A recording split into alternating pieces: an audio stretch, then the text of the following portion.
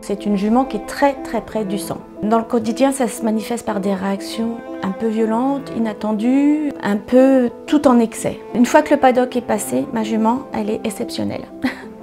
Je suis une ancienne monitrice, donc j'ai arrêté de monter il y a plus de 25 ans. J'ai repris l'équitation. Je me suis acheté une jument et sur la jument, ça a été un peu compliqué. Le premier concours que j'ai fait, j'ai créé un grand silence autour de moi.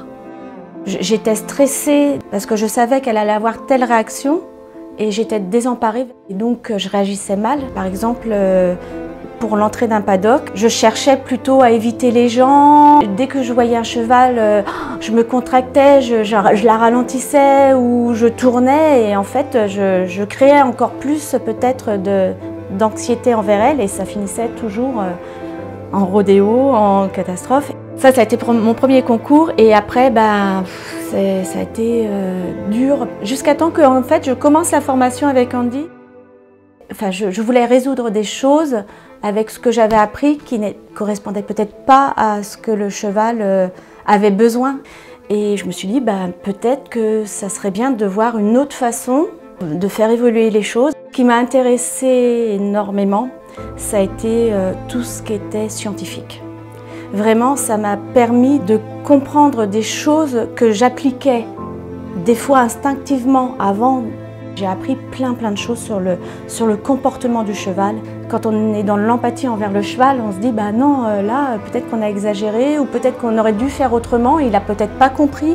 Et effectivement, quand je comprends ce que j'ai appris dans la science avec Andy, je me suis dit qu'effectivement, il y avait des choses que j'ai mal fait. Et donc je me suis mis à regarder un petit peu plus les vidéos d'Andy jusqu'au moment où je me suis inscrite au stage. Et alors là, pour moi, ça a été une évidence.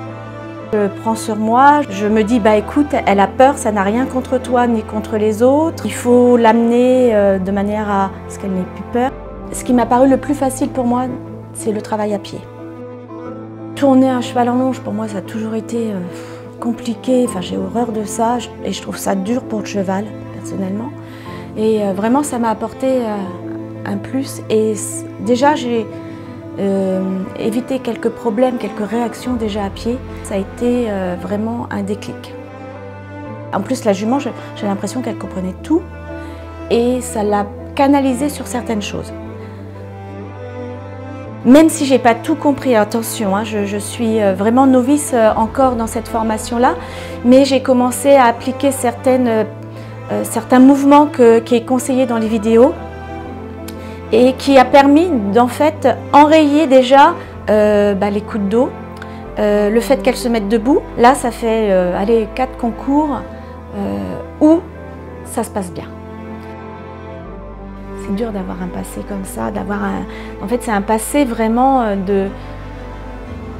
d'éducation équestre, très traditionnel, et de faire le pas. C'est grâce à Andy que j'ai fait le pas parce que vraiment j'ai eu envie de passer à autre chose et je me suis dit moi aussi j'ai envie que mon cheval m'écoute comme ça à pied. J'imagine la suite avec que du bonheur, voilà.